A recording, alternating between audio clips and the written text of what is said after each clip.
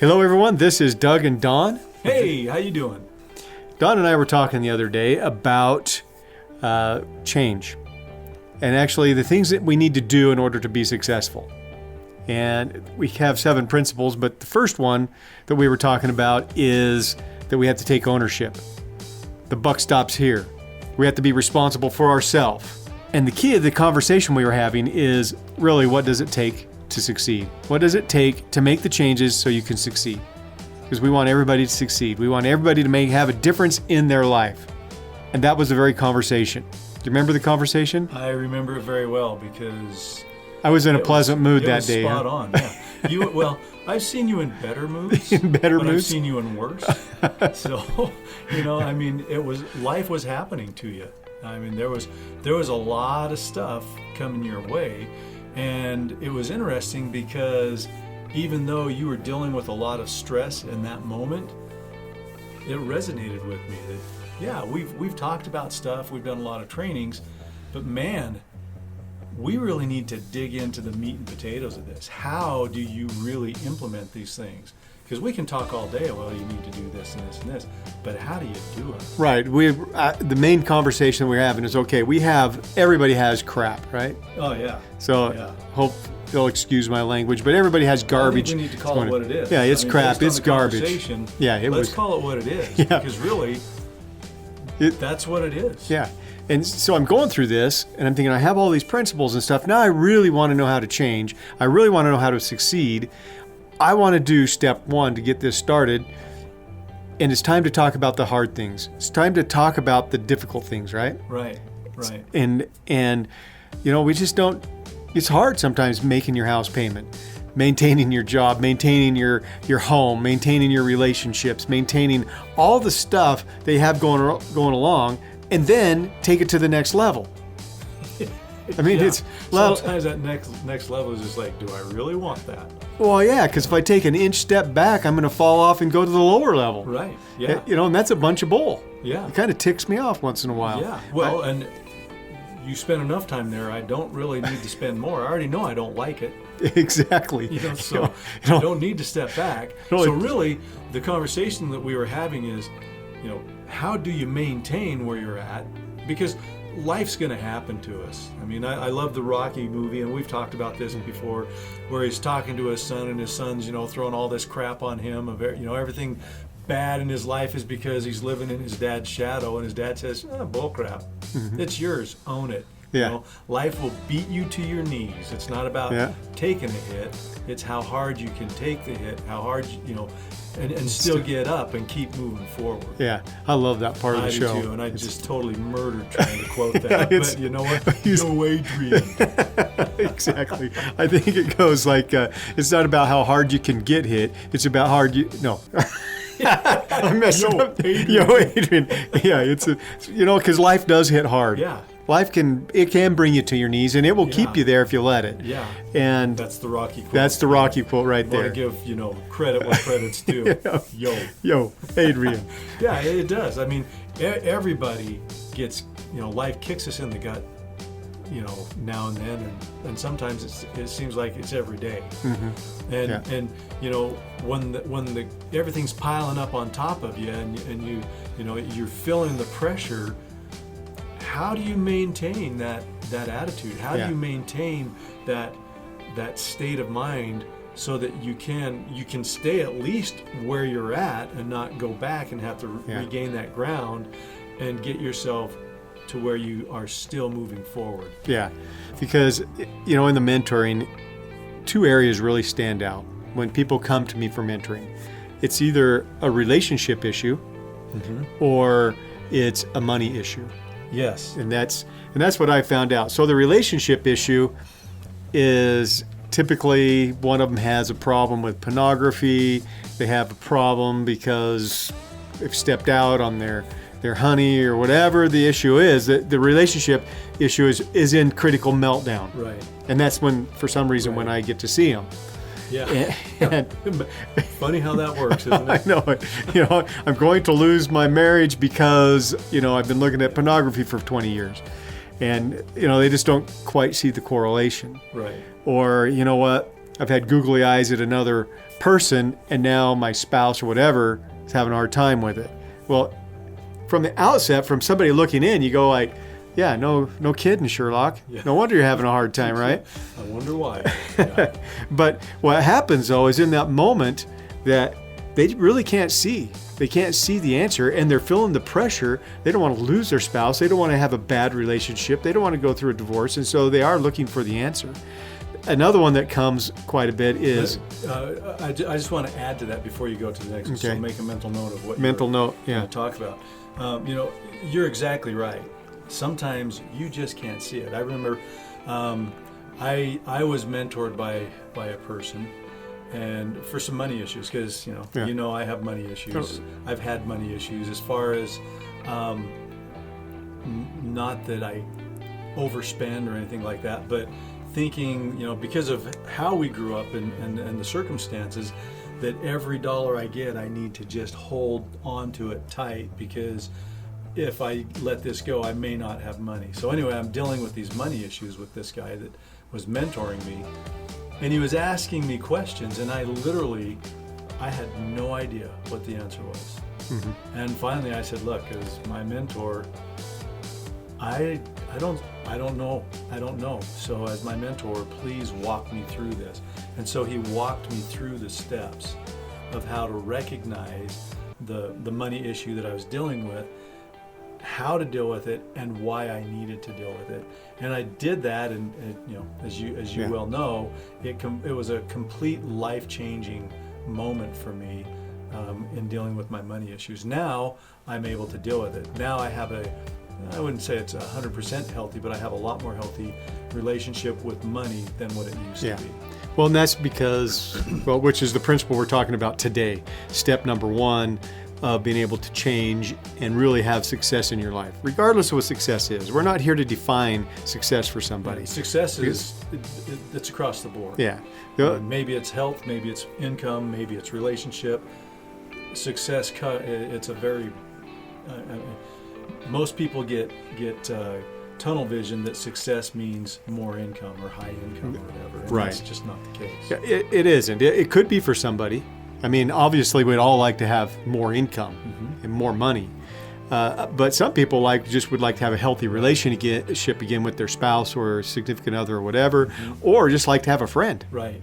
There's some people out there that somebody to say hello is success. Yeah, exactly. I know Been people. there. Yeah, same here.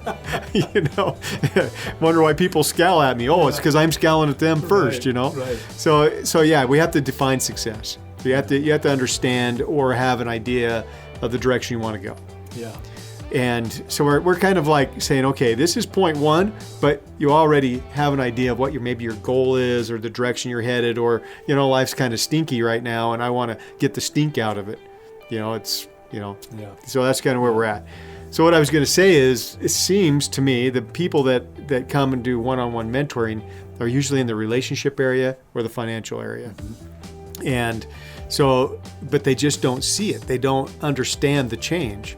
They don't understand why they're where they're at, what's got them there, and what they need to do to get out of it, and then to move their life forward. Now, you've been mentoring a couple for like a year. Almost a year and a half. Almost a year and a half on a weekly basis. Yes. And you're not cheap. No.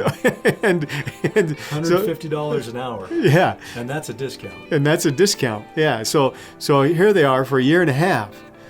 And it's because they want to have a healthy marriage, right? They want to have a healthy relationship. And one of the key principles, regardless of what it is, I don't really care what the issue is that you're having, and you can feel like a piece of poop. Just like I did the other day. I was just like, just carrying all this. I could smell you on the phone. I know. It was ranking bad, wasn't it? It was pretty ranky, yes. So I'm glad I never have those days. No, never. I've never heard you have one. If you could see me, you would see the halo. It's a nice, illuminating glow. It's a golden glow color. Yeah. So the very first step, everybody's just dying to know what it is. Very first step. I'm going to reveal that. Okay. So, but I'm going to do it not in a roundabout way, but I'm going to tell a story. Okay. Okay. So, mentoring. relationships. We work with couples. And the thing that I've found interesting, and I don't know if you have found this to be true or not, but in dealing with couples, the thing that I have found the most, the biggest wall between a couple in their relationship is they feel like they have to be right. Somebody has to be right. And really, in a relationship, it's not about being right. It's not about being wrong. Mm-hmm. It's about taking ownership, which is the first step or first principle in the 7 keys to success. Okay? Yeah. The first thing that you have to do is take ownership. You got to own your crap. And believe me, you have crap. We all have crap. Every one of us has crap. You know, I spent a lot of years not taking ownership, and I go into this in the recording that I created last week about me not taking ownership. And I'll tell you what, it wreaked havoc in my life. And I'm not saying that people don't do things that affect us, require us to have to respond or react to what they're doing, but I have to take ownership of my piece, of my part in that. And the reason why is because there's emotion involved in that. And what does emotion do? It creates action, and action creates results. Well, if I'm not taking ownership, that means that I'm blaming someone or something else, and I'm in the mindset of being the victim, which means the emotion or the emotional value that I'm giving that situation is negative emotion. It's a negative emotion or negative emotional value, which means I'm going to take action that's actually going to make the situation worse because it's negative action. And then, guess what? You're going to have negative results. For me, that's just how it works, right? For me, I was looking at, I was, without a doubt, there is no question in my mind, I was going to be fired. Mm-hmm. From your job. From my job. Yeah. There is no question in my mind, I would have been fired. And I had to take ownership of a lot of stuff. And you know what? Not all of it tasted good. And I'm taking ownership of my part of what was going on in that situation. All the people involved in that situation, they were still doing the same things. They were still, backbiting and gossiping and doing all of those negative, nasty things directed towards me. But the thing I had to do is I had to realize I have no control over what they're doing. In other words, you don't have to take their ownership. Right. You don't have to take their crap. You just have to take your own. Right. And when I say don't take their crap, I'm not saying walk up and spit in their face and say, I'm taking your crap. Okay? That's not what I'm saying. You're just saying. I'm just saying, don't let them project their emotion onto you. And then accept their emotion. Because that's what we say when we say accept their crap, is that we have a tendency to want to go console somebody, or, we want to make sure they're happy, and then we get all done. Have you ever done this where, man, you're trying, the person's just dumping, and you're standing there just listening, you walk away, they feel wonderful, you feel bad. Yeah, you're walking away going, I'm a piece of crap. And they're walking away going, I'm a great guy.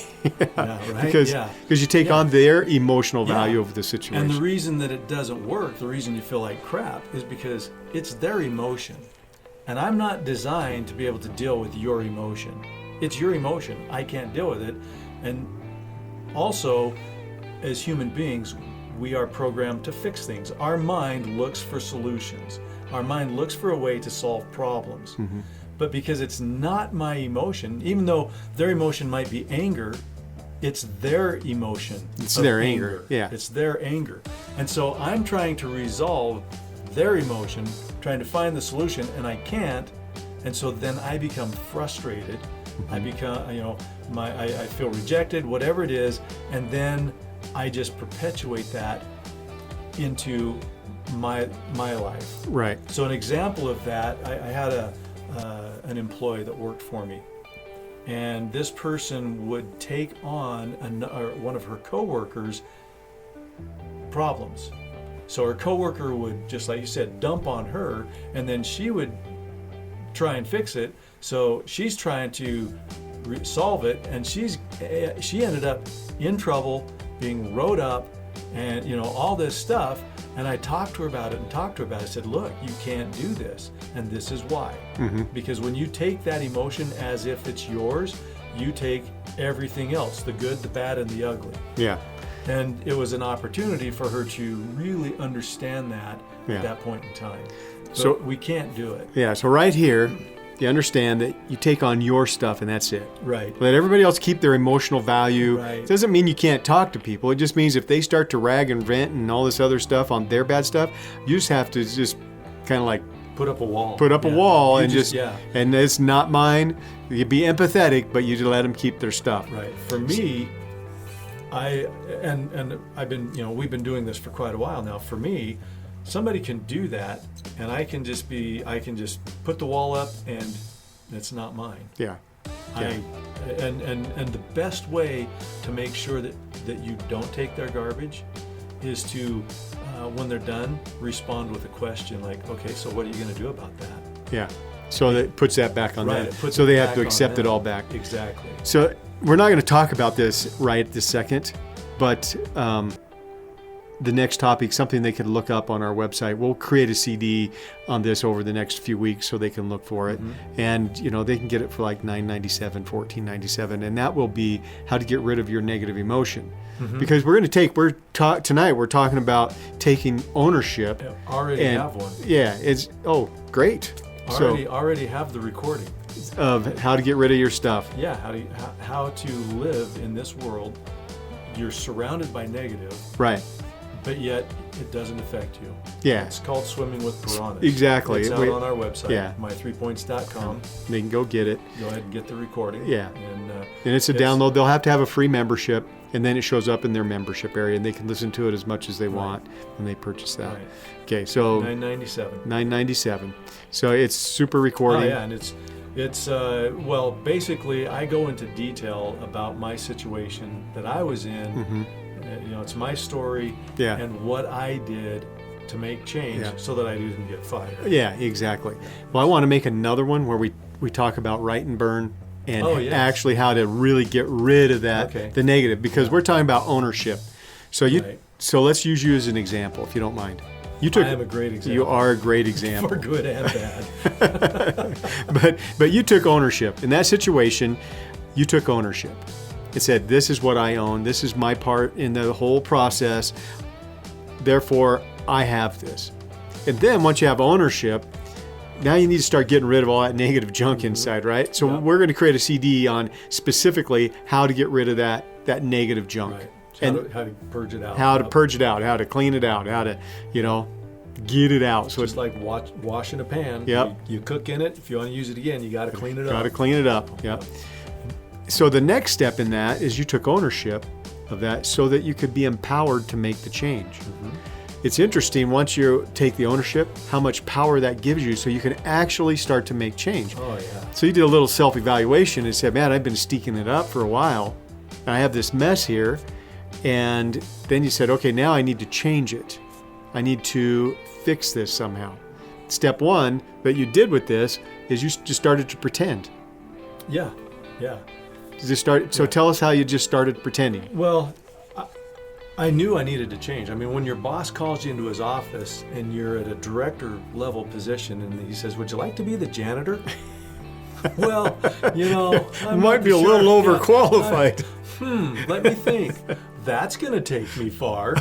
I mean, literally, that happened. I was invited to step down from my current position and become the janitor, basically. Yeah.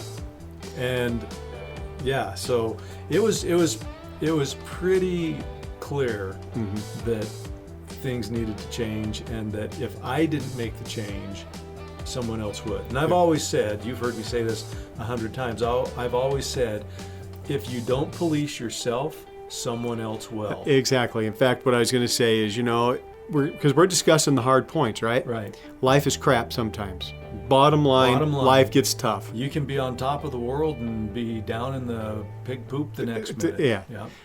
But when you're down, one of the things you have to do is you have to take ownership, and then immediately you have to take action. Right. Which means you had to shift. Doesn't mean all of a sudden just like, oh, I'm going to shift, and so now I like everybody. Yeah. You just pretended. Yeah. You said, okay, I'm no longer will I be in a confrontation with them. Yeah. No longer will I stand and try to take fire and fire at them. You know, it's kind of like a truce sign.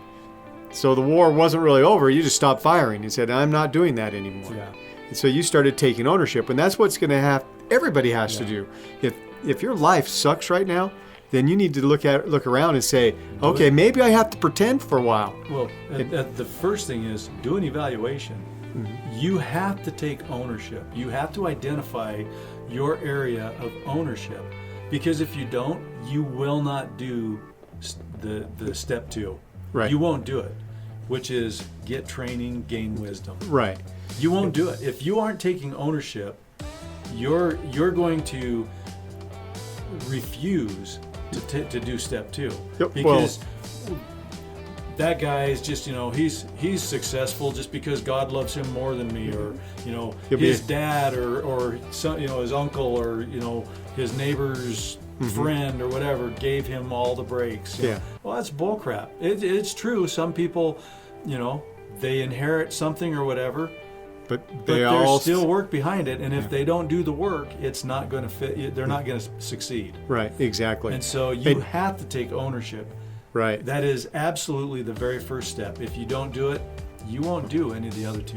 That's right. And then you have to do the self-evaluation, and you have to be honest. Right. So, you might want to ask people close to you about, hey, what kind of person do you see that I am? And then take what they say, take it, and evaluate it. Don't get all upset. He thinks I'm a jerk, or you're always pissed off, or you never smile. I was always pissed off. Always. I mean, for at least 5 years, if not more. Pissed off every day. I was pissed off. I woke up pissed off. I went to bed pissed off. I walked around during the day pissed off. I was just angry. Yeah. And hateful. Mm-hmm. And there's a really easy way to determine if you're in not taking ownership. The first thing is, what are you blaming? What are you placing blame on? Who are you placing blame on? And the second thing is, what area of your life are you the victim? Mm-hmm. If you are blaming someone or something, or are feeling like the victim, you're not taking ownership. Yeah. At some level. And the key to that is, the more detailed or the more granular that you get in identifying your ownership, the more success you'll experience, right. The greater the reward. Right. So here's the principle behind that, is because you take ownership, you figure out what it is, now you're empowered to make the change, and so you can start digging that stuff out, getting rid of it, which will create a CD on how you get rid of it, because they need Swimming with Piranhas so they can see how they can deal with the negative environment. Well, and Piranhas is, it's designed, and the stuff in it is so that all the negatives happening around you, but you've got your own little bubble. Yeah, and how you create that bubble. And how you create it, and how you maintain it, Yeah. and stay in that bubble. Mm-hmm. It's your protective bubble. Exactly. So once you get into all of this, the raw, hard part of this is you're responsible for yourself. Oh, yeah. You're responsible for yourself. You're accountable for yourself, for your thoughts, your emotions, your actions, and your results. Yeah. And, if they go to some of our other stuff like, destiny planning or life cycle, they'll understand how all this has an impact and how they can make some changes in it. It all builds on it does. on itself. But this is the first step. And even though, like the other day, when I was upset with you at the very end, it's like, okay, I'm not that pissed off. I get my stuff. I'm taking ownership of my stuff. Well, first, let's clarify. You weren't upset at me. No, not at all. You were just, trying to figure out some things. Yeah. And you, honestly, in our conversation, I was just like, man, he's dealing with this pretty good. Probably better than I would be. Well, once you're pissed off at the whole world and they don't pay attention, you have to turn to your brother because no one else will listen. Yeah, exactly. and I was not listening all the way. I could tell. Why aren't you listening to me? Why don't you take my stuff? Yeah. and you're like, hey, you ought to own this, brother. Yeah. I mean, I'm there to, and that's the thing. You're there to show empathy and to help any way that you can. But bottom line, I mean, you're dealing with your crap, and I'm dealing with my crap. And it's not that people don't care, but they don't care to the extent that they're just trying to deal with their crap. Yeah. And stay where they're at or move forward. Yeah. Okay, we've been at this for about 25 minutes now. Oh, wow. Yeah. So we want to keep these to about a half hour, 40 Right. minutes or so. So now let's put this in nice guy terms. Okay. Since they heard us rant and we got down to the real, the dirt and all that kind of stuff of the, you had Doug and Don Raw right here. right here. First thing you have to do is look at your stuff and say, okay, that's all my stinky stuff. And so in the nice way, it's like, okay, do some self-evaluation. Go get a piece of paper and a pen, go sit in the corner, get quiet, don't let anybody bug you, and start to look at your life and just jot down some of the things that you think you could change. Right. That maybe are bugging you about your life. You don't have to go over the top because you're still a nice person and we still love you. Pat them on the bottom so they're okay. And just get some idea of what it is you might want to change. Maybe you might want to ask a couple friends. Ask your spouse because they'll really tell you. Yeah, somebody that will give you some honest feedback. Exactly. And then compare that with your notes. And then after you do that, then realize that you're a good person. And realize that you have potential and that you have some positives in there. So maybe write down some positives about yourself. So you're not feeling too sad, right? And then get off your ass and go get it done. Right? Did you just say the A word? I did, because this is the down and dirty, the raw. Because you have to do that. I was giving him the fluff. We patted him on the butt and everything. But really, at the end of the day, I'm going to keep giving him the fluff because at the end of the day, it's your responsibility. Yeah, at the end of the day, whether you've had a good day or not is entirely on you. It is. Whether you've been successful or not is entirely on you. Yeah. And make sure that you're measuring success realistically.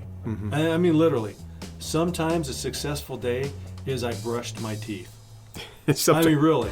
Sometimes it's just like I opened my eyes. Yeah, I woke up and I'm still on this side of the grass. Success! Yep, exactly. We get all wrapped up. It's interesting because, and I know we're about out of time, but I just want to make this last comment. I was thinking about this the other day. I am in a place in my life financially right now. Life is good. I mean, I have a very good income, and I am blessed, and God has blessed me. But I look at it, it's because I put the work in, and all the principles that we're sharing with them are the principles that got me to where I am now. Here's the interesting thing. The other day, I had problems with my truck, transmission issues, and it was $1,000 to fix it. I've got $1,000 in savings, and I can pull that out, pay for it, and I still have more in savings. So it's not like I'm out of money, but it's interesting that we force ourselves to live in scarcity. I'm making more money now than I ever have in my life. And I'm paying that bill. I'm just like, I need to make more money. So I've made this improvement, but yet my default mind wants me to believe that I haven't made that improvement. And so I guess the point that I'm making is we have to get out of our unconscious, unaware state of mind and get to a conscious awareness so that we're paying attention, so that we can make those shifts. Yeah. Because that's the only way that you're going to be able to take ownership is if you start to consciously become aware that you're blaming and that you're allowing yourself to be the victim. Yeah, I have a CD about taking your life out of autopilot and put it into manual drive. In order to get into manual so that you're in control, so that you're driving your life where you want it to go.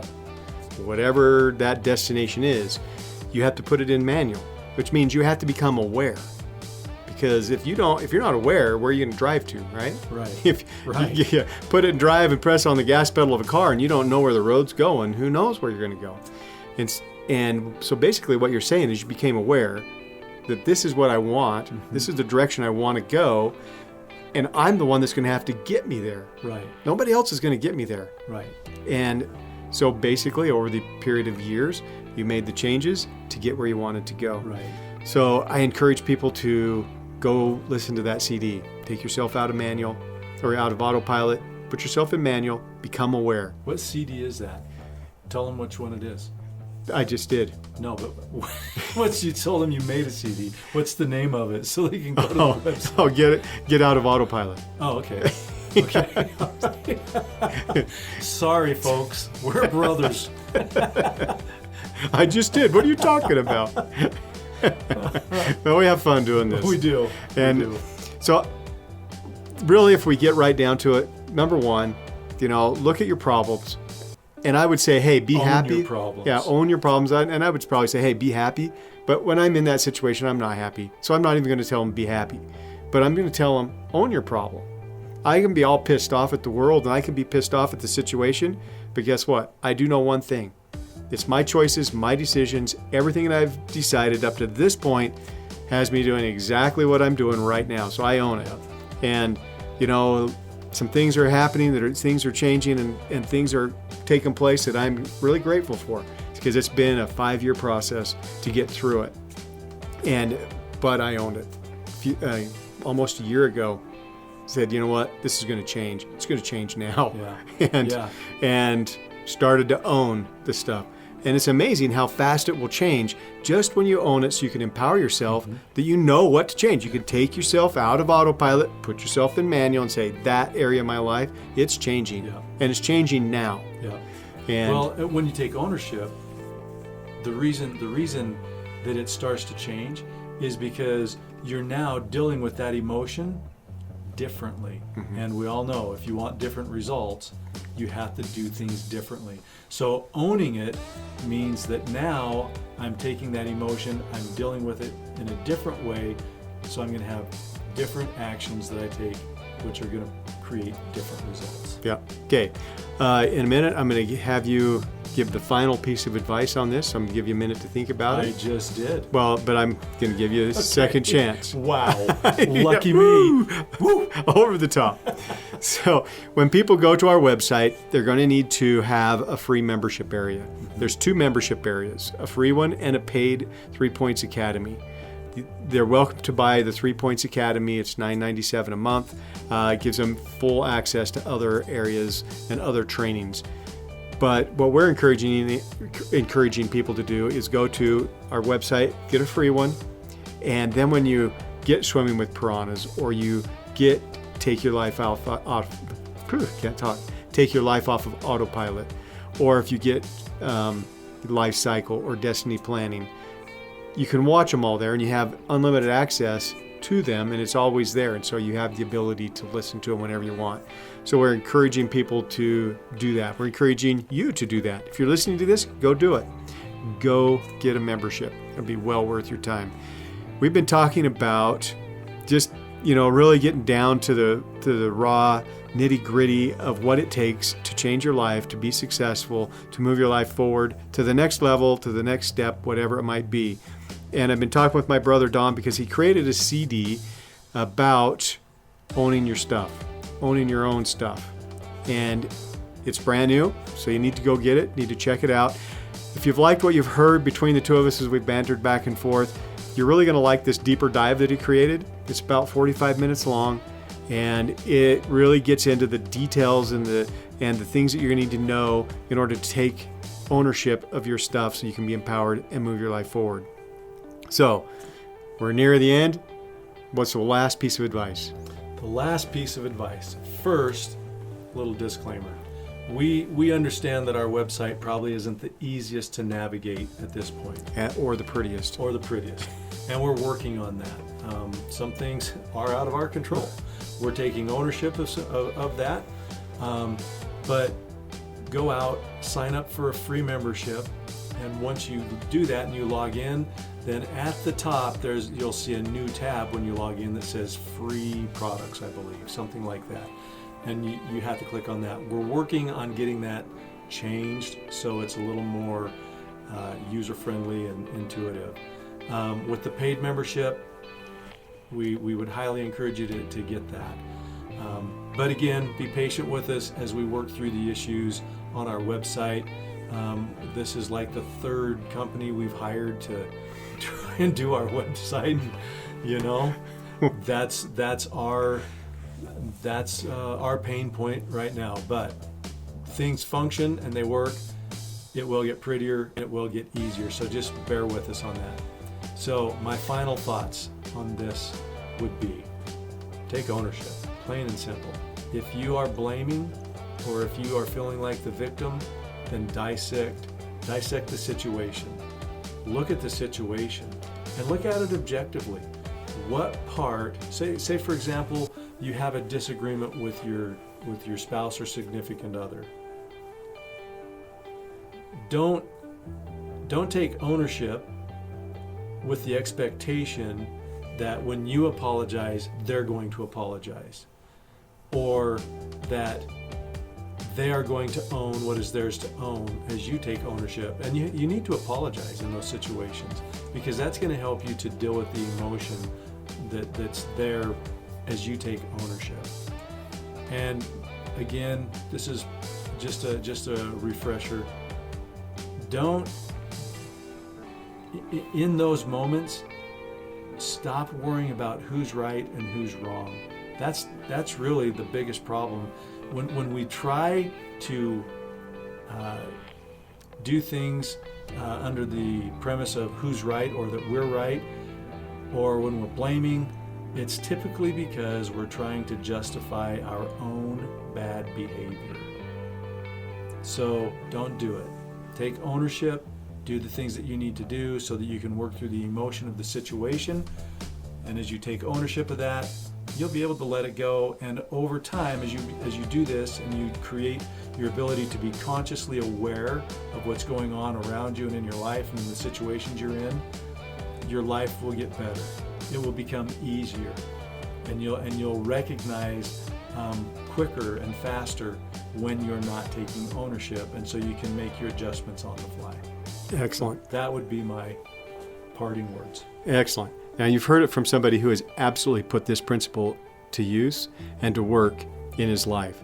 And I've watched him change his life dramatically because this was the first step he took. He took ownership of a situation, of his life, the things that were in it, and he transformed his life. And I'm telling you what, he is one awesome guy. So go out and do what he says.